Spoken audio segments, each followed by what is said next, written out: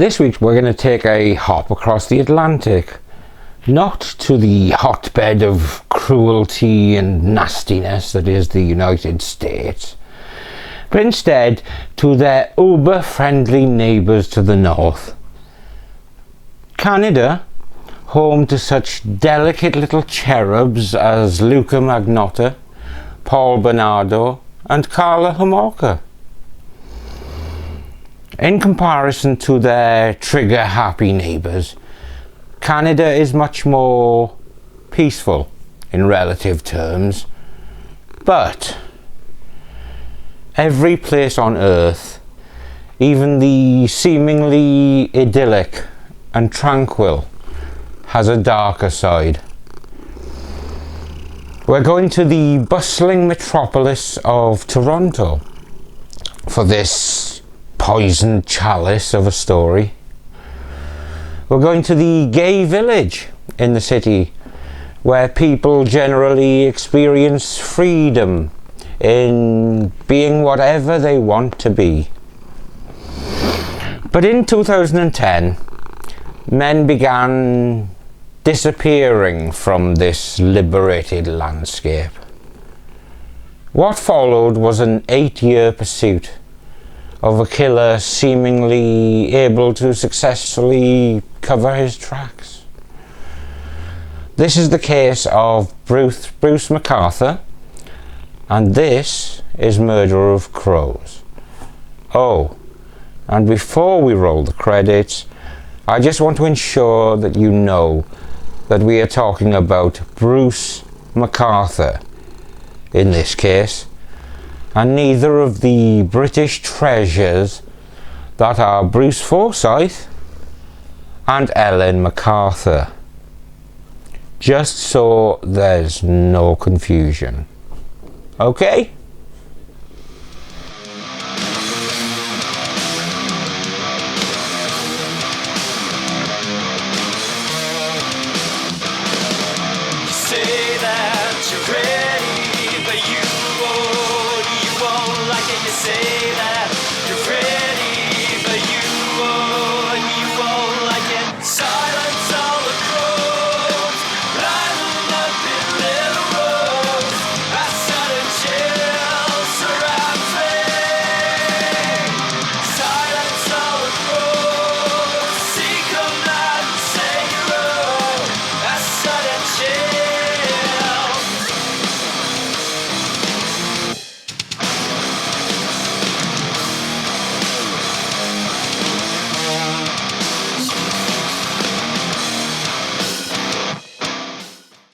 So who was Bruce McArthur, and how did he go undetected for so long?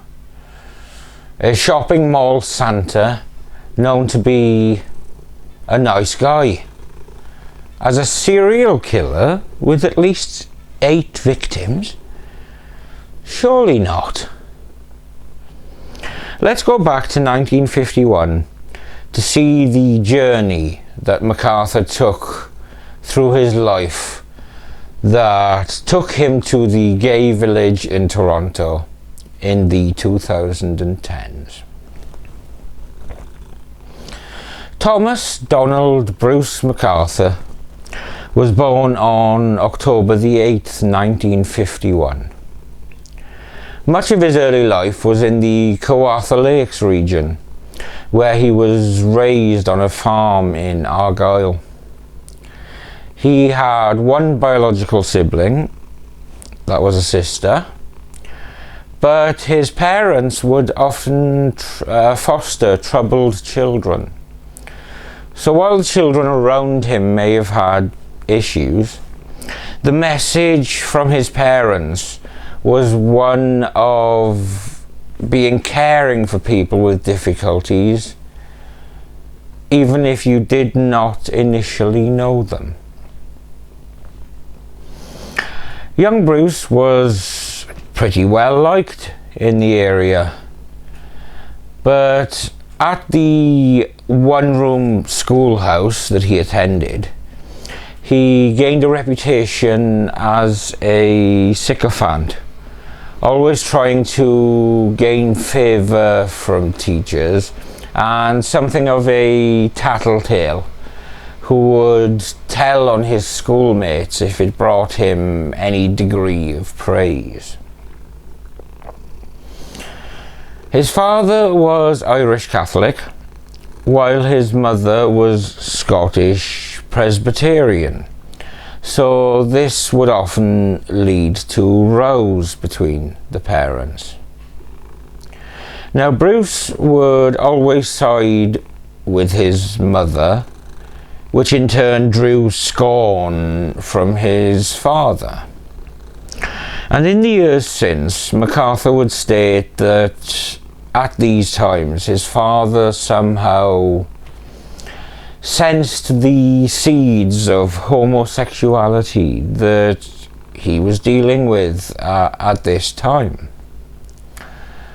I think it's more likely that his father just saw him as a mummy's boy, and it was McArthur's own awakening sexuality being at the front of his mind, leading him to think that it was probably obvious to those around him.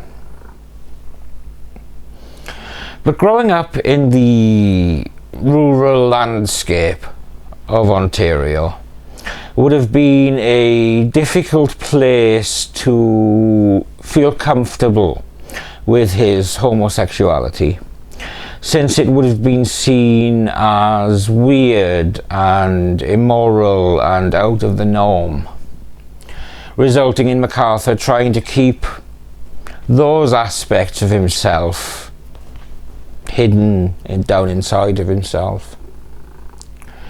He later travelled daily by bus to the Fenelon Falls Secondary School, and it was here that he met and began dating a girl called Janice Campbell.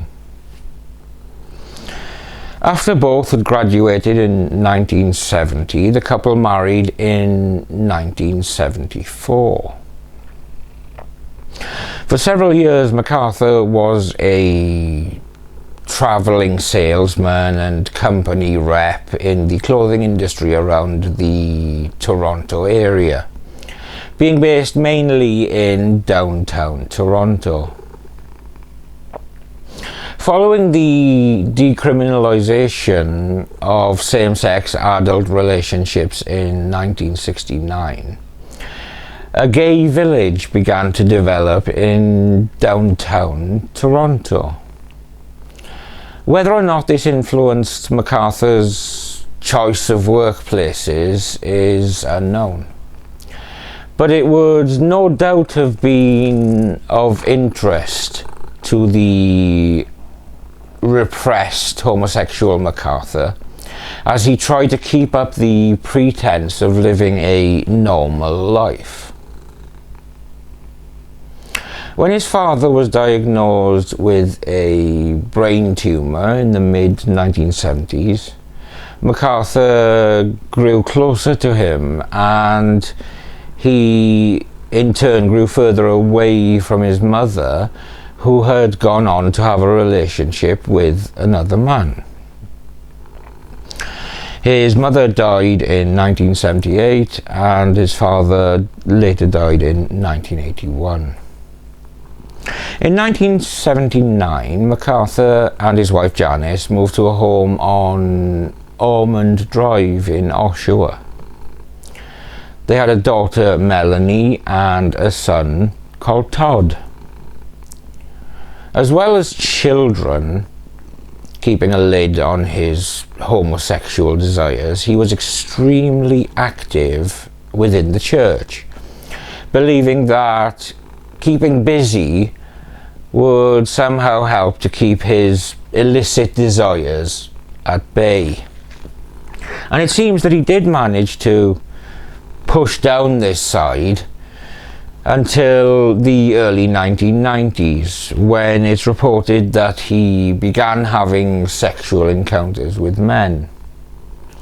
In around 1992, unable to balance the two sides to himself that he was trying to portray, he came out to his wife Janice. Now, whether for convenience or for keeping up appearances, they continued to live together until they eventually separated in 1997. Now, in the 5 years between coming out to his wife and their eventual actual separation, McArthur lost his job as a salesman within the clothing trade, and the financial issues that this caused within the household were actually compounded by their now teenage son Todd having ongoing legal issues as a result of making obscene phone calls. No information is available on how or why this sexually motivated behaviour began for Todd. The family were eventually declared bankrupt in 1999. Since 1997 and his initial separation from Janice, McArthur had been living in an apartment on Don Wells Road in Toronto and frequenting the bars in the gay village districts of Church and Wellesley. He was developing a relationship with another man at this time and was trying to start a career as a landscaper. So far, so relatively unremarkable for a man from a religious and old-fashioned background, facing up to his sexuality and coming out later in life. No major red flags other than repressed homosexuality, which was far more common at this time, and it very much sounds like a man finding his true self and finding the courage to embrace that. But while he was creating this new life in Toronto's gay village, his story is peppered with examples of his violent temper.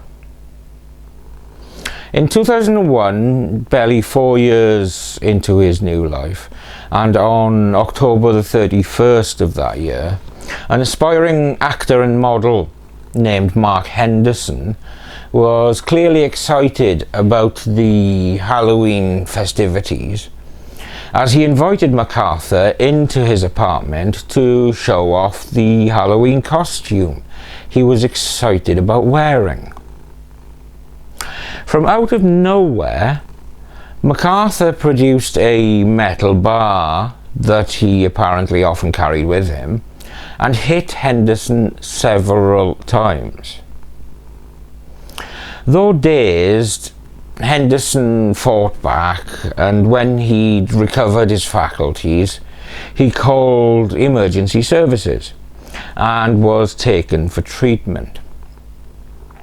He needed stitches in his head and in his hand, and needed an extended period of physiotherapy. I believe it was about 6 weeks. McArthur turned himself in and could not explain his angry and aggressive behaviour. Upon assessment, he was considered a low risk of reoffending. Duh, of course. And though the judge felt jail time was warranted, he ultimately agreed to a conditional sentence of nearly 2 years. And this was made up of house arrest, followed by a curfew, and alongside that it was an extended probation period of 3 years. It was thought that McArthur's anti-seizure medication had cross-reacted with a recreational drug McArthur had taken. Amyl nitrate was often used before sexual activity and was also immortalised in song by the UK Britpop band Suede in their song Animal Nitrate, a name that the drug often went by. Now, while McArthur was required to undergo anger management and he was banned from the gay village for a time, his record was eventually expunged. So there was little record of his criminal behaviour that the police could refer back to after around 2014. Another aspect to McArthur's burgeoning experimentation with his sexuality became apparent from 2001 onwards, as he was active on a number of gay dating sites, including Grindr and Growlr. Quite where the aversion to vowels in these sites comes from is beyond me, mere mortal that I am. But on these sites he freely admitted to BDSM fetishes and that he was looking for a submissive partner. The take-home message from this, to me at least, is a man with a liking for violence in his sexual encounters, and in preferring to be the dominant partner, it would seem that he pretty much liked to have things his violent way. He became active on Facebook around this time, and his photos from parties and nights out, along with his dating site preferences, hinted at a preference for men of Middle Eastern and Asian origin.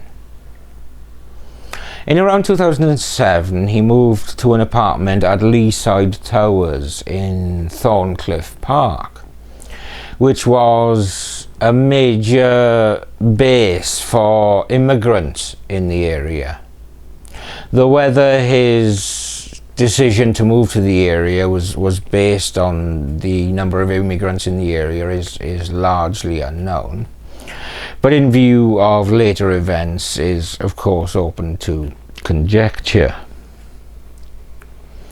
Around this time, while he was broadly liked by regulars in the gay village, his angry outbursts and willingness to cut off from people who had been friends if they disagreed with him had become well known, as was his liking for rough sex.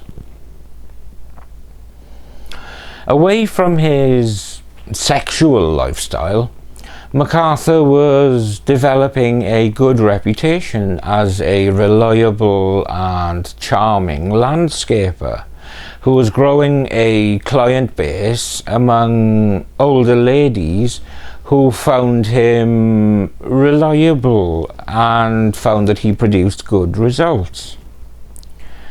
So his Artistic Designs company saw him gardening for these wealthy older ladies. Now, when he did jobs for these ladies, it seems that he often had workers with him that seemed to be of Middle Eastern or South Asian origin. He further enhanced his pleasant reputation by making floral arrangements for charities, and he would play Santa Claus at the Agincourt Mall during the festive period. Ho, ho, ho. This time in his life saw what was initially an acrimonious split from Janice finally settling down to a much more cordial one over time, though McArthur's son Todd continued to have issues with making obscene phone calls, and Todd was also said to have serious issues accepting his father's coming out as gay. Now in 2010, men, ominously those of Asian and or Middle Eastern origins, began to go missing. Skandaraj Navaratnam went missing on September the 6th of that year. He disappeared without a trace, and while the police believed he had likely been murdered, there were no significant leads, though Navaratnam was rumoured to have been in a relationship with McArthur. But ultimately there was no significant advance in the case in the following months, and indeed up to a couple of years.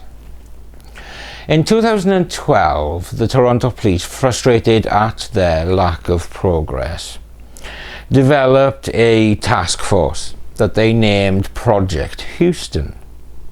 Spoiler alert, it was shit. Anyway, it was during this Project Houston that they realised that 2 other men had disappeared from the periphery of the gay community, and geographic data informed them that Bazir Fazir and Majid Kaizan were immigrants of South Asian origin. McArthur was actually linked to all 3 men, but he was quickly dismissed as a subject, and the only other factor of note from Project Houston was a potential link drawn from a cannibal website that saw the initial disappearance of Navaratnam linked to Luca Magnotta, but there was never any evidence pointing in this direction. And by 2016, a case summary indicated that there was still no evidence of what had happened to these men. The next significant nefarious event in and around the Toronto gay community came with the disappearance of Andrew Kinsman in 2017. Unlike the men who had disappeared so far, who were more around the edges of the gay community, and in fact in some cases whose families had no idea of the men being anything other than heterosexual men, Andrew Kinsman was firmly rooted and very well known in the gay village. He attended Toronto Pride on the 25th of June 2017, and the next day he disappeared without a trace. Rather than being somewhat secretive like the other men, Kinsman's behaviour and routines were well known, and when he went off the grid, friends immediately knew he would never leave his cat, or indeed leave his medication. A man who was extremely active on social media and a strong advocate for LGBT rights, when his digital profile went quiet, his friends immediately feared the worst. It was Kinsman's disappearance that led to 2 reasons for the net to begin closing in on McArthur. First, the fact that Kinsman was so strongly embedded within the LGBTQ community meant that immediate action from the community in the search for him and the subsequent investigation became invaluable to pushing the investigation forward. And secondly, searches of Kinsman's home found a marking on his calendar for the 26th of June, which was the day that he disappeared, that said simply Bruce. This was the first major lead in any of the disappearances up to that point. With the LGBTQ community instigating Facebook groups, gatherings, and other digital and physical warnings, searches, and sharing posters and flyers, alongside all of that, they also arranged a community meeting with the police, who spread information about the ongoing investigations. So now, with a little more of a foothold within the LGBTQ community, the Toronto police set up Project Prism to combine the rather shit information gathered during Project Houston with the information relating to Kinsman's disappearance, and also the disappearance of a man called Salim Essen, who had also disappeared from the area in the time frame. Two further murders in the November of 2017, those of Tess Ritchie and Allura Wells, were considered but were not thought to be related to the string of disappearances. While the links to the LGBTQ community certainly helped the investigation, it was the finding on Kinsman's calendar that really pushed the investigation forward. After the police found the name Bruce on Kinsman's calendar for June 26, 2017, they began to look at CCTV from the area around Kinsman's home on that day. And within all of this material, they saw Kinsman approach a red vehicle. And while the occupant couldn't be seen, chrome sidings on the red vehicle helped to identify it as a 2004 Dodge Caravan. Now, vehicle records found over 6,000 Dodge Caravans registered in Toronto, but there were only 5 Dodge Caravans registered to someone called Bruce. And of the 5, the only 2004 model Dodge Caravan was registered to Bruce McArthur. Now, McArthur had sold the vehicle after Kinsman's disappearance, but through dogged police work, investigators traced where the vehicle had been sold in Courtice, Ontario, and they actually found CCTV of McArthur at the dealers, and they tracked the vehicle, and forensic searches of the car found trace blood in it, and this was linked to Kinsman.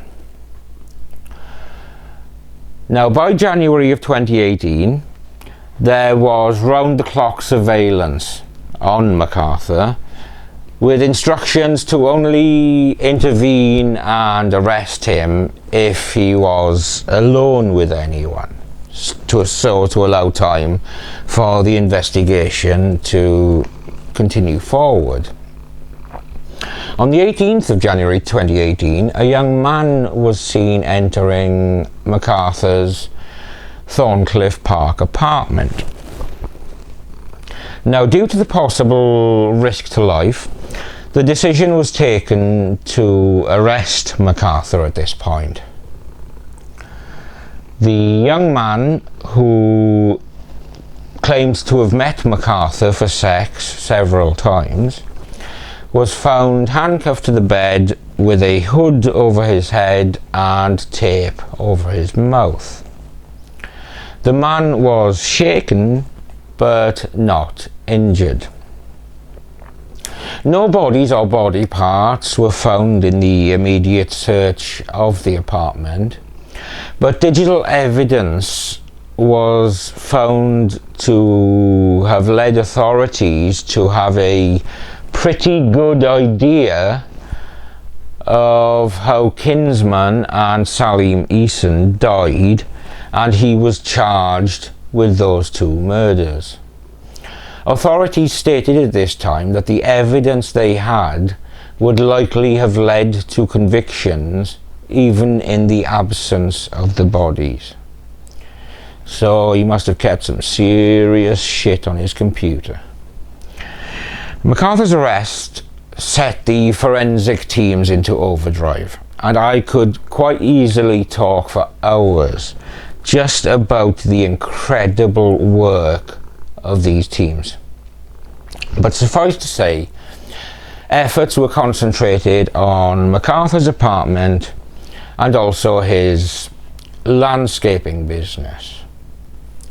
Cadaver dogs were taken to the main locations of his gardening work and took special interest in some large planters at a Mallory Crescent property in Leaside. The married couple that owned that property were actually barred from the property while the searches were further undertaken. And it was the large planters that would ultimately reveal the levels of McArthur's murderous efforts. Two of the planters revealed the remains of at least 3 people. Although the remains had not been identified, police had by this point gathered enough evidence to charge McArthur with 3 additional counts of first-degree murder in the presumed deaths of Majid Kayhan, who had first come to note as part of Project Houston, Surush Mahmoodi, who disappeared in 2015, and Dean Lissawick, a homeless man who had never actually been reported missing. Ultimately, the remains of 7 men were found distributed across several planters at the Mallory Crescent home, while the remains of an 8th man were found in a ravine behind that property. Searches of McArthur's apartment led to the recovery of around 1,600 different items and the taking of around 18,000 pictures. In simple terms, McArthur was fucked. Having said that, the legal proceedings began as drawn-out affairs with various assessments, psychological evaluations and evidence discovery taking many months to complete. Kevin Bryan, who was a former detective with York Regional Police's Forensic Unit, considered the amount of evidence to be catalogued and disclosed and believed that a trial was years away.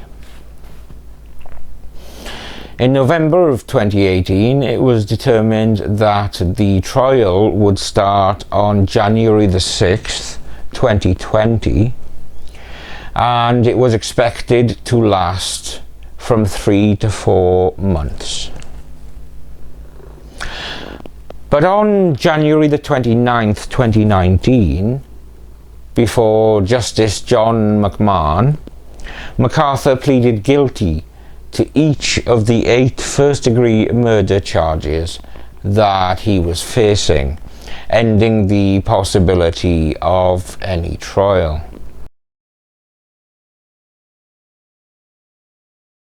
I just want to recap today by saying at approximately 10 a.m. this morning, Bruce McArthur attended the Superior Court of Justice here in Toronto, at which time he pled guilty to 8 counts of first-degree murder.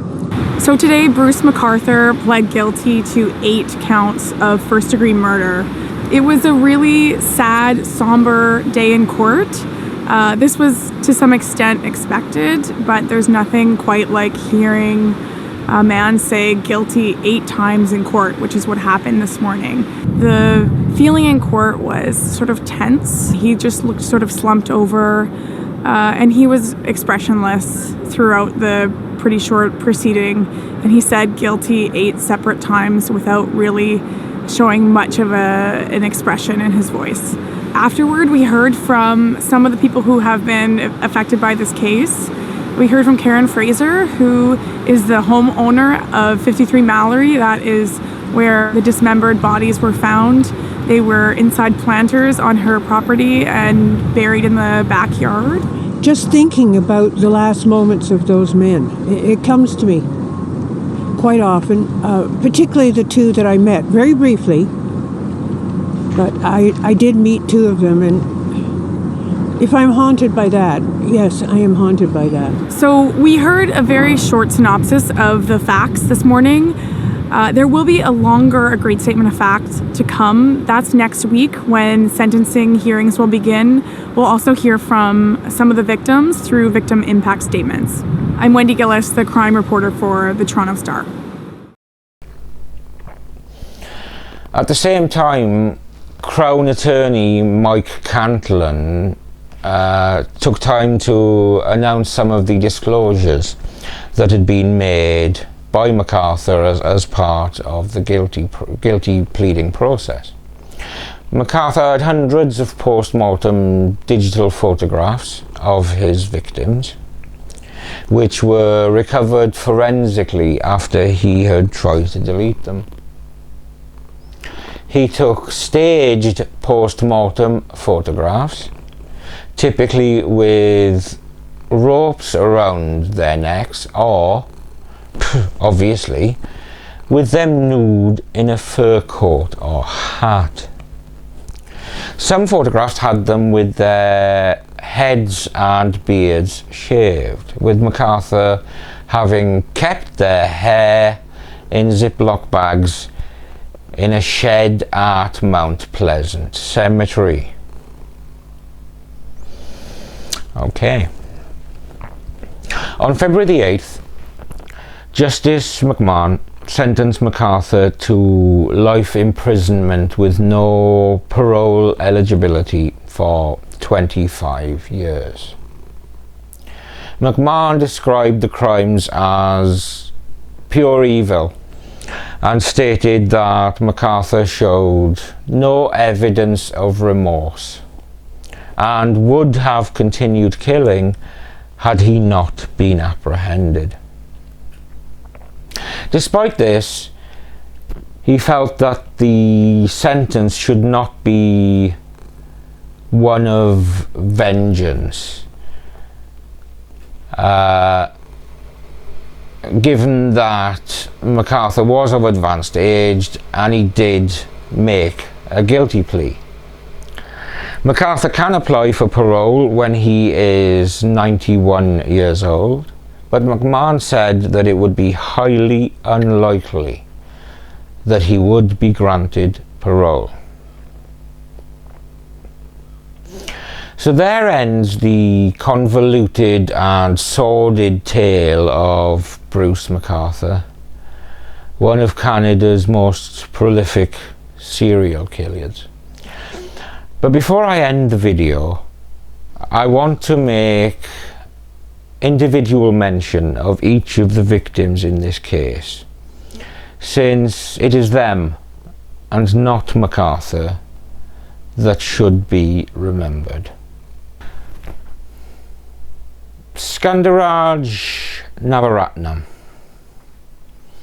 He was a 40-year-old man from Sri Lanka, and he had moved to Canada in the 1990s as a refugee and made a life for himself within the Toronto gay community. He was Bruce McArthur's first victim, and he had a reputation for being fun and intelligent, and he enjoyed his work as a teaching assistant. He struggled with coming out as gay and had apparently dated Bruce McArthur. He was last seen leaving a nightclub called Zippers, and before he disappeared, he'd recently got a new puppy. So when he failed to come home to the dog, friends reported him missing. Bazir Faizi was 42, and he seemed to split his life between Brompton, a Toronto suburb where he lived with his wife and 2 daughters, and a secret life where he socialised in the gay village. His wife was unaware that he was gay. Faizi worked at a printing company, and he was last seen at a bathhouse in the gay village. His family reported him missing after he disappeared in December 2010. At McArthur's sentencing, Faizi's wife said that their children often still cry for their father. Majid Kayhan was 58 and was an Afghan immigrant.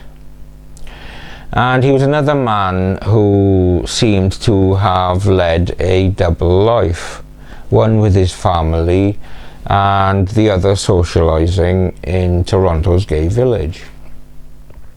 He was reported missing by his adult son. McArthur said that he'd had a sexual relationship with Kayhan and had employed him for a short time as a landscape assistant. It was Kayhan's disappearance, along with Navaratnam's and Faizi's, that pushed the police to start up their task force Project Houston, which, as we've seen, was a bag of crap. Surush Mahmoodi was 50 years old and was a refugee from Iran. Another man who was married with children.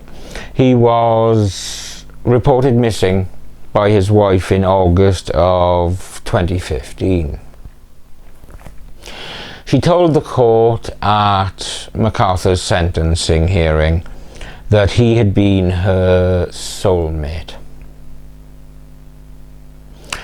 Detective David Dickinson, no, not that one, of the Toronto Police Service, said that Mahmoodi went to bed and was gone the next morning. The assumption was that he'd gone to work, but he was never seen alive again.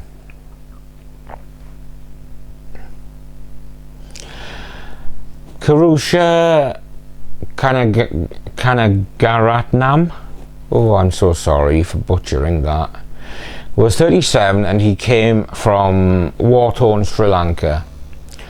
He came to Canada seeking asylum and looking for a better life in 2010.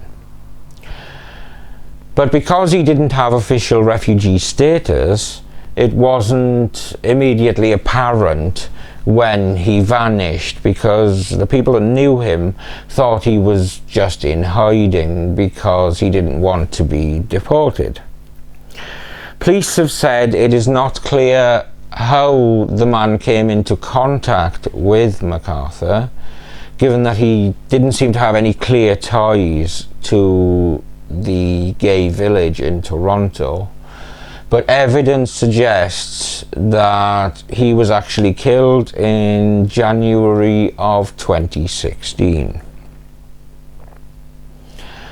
Dean Lissowick was 47 and was known to enjoy life and having adventures, but conversely really struggled with mental health and substance abuse issues, as a result of which he ended up becoming a sex worker, and he was of a high risk lifestyle,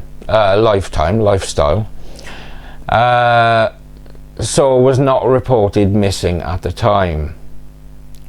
At the sentencing hearing, his daughter said that she had to make peace with the fact that she would never have a relationship with her father. Authorities think McArthur murdered Lissowick on or about April the 23rd, 2016. Salim Essen was a 44-year-old man who came from Turkey to Canada in 2013 and settled into Toronto's LGBT-friendly neighbourhood. He was much more open with his sexuality, but his brothers said that as a gay person he wasn't happy or comfortable living in Turkey. They said his tender humanity came before everything else. But Eason also struggled with substance abuse and was last seen alive on the evening of April the 15th, 2017. Andrew Kinsman was a 49-year-old man, often referred to as a gentle giant, and was very well entrenched within the community of the gay village. He was a building superintendent, and people quickly noted that he was missing and alerted authorities in June 2017. Because of his standing within the gay community, his disappearance mobilized the community and fueled rumours of a gay killer on the loose.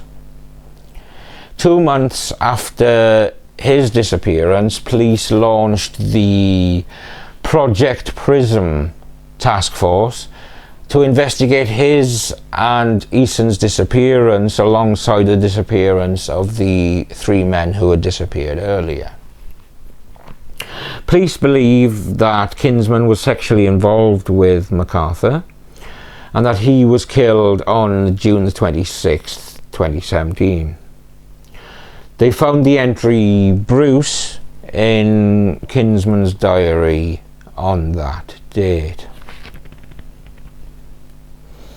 This video is, of course, dedicated to these 8 men who were genuine innocents, taken too soon by a cruel predator whose desire for self-gratification was more important to him than the lives of the men who had chosen to spend time with him. I hope Bruce McArthur rots in a festering soup of scabs and ceaseless itchiness. Suffering is the only suitable punishment for him. Thank you for watching another episode of Murder of Crows. Likes, subs and shares are a very great help, but no pressure.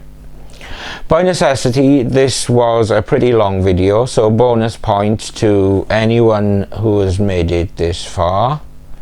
Steve loves you. I'm Steve. Samson the Ginger Ninja is down here somewhere. And we will see you when we see you.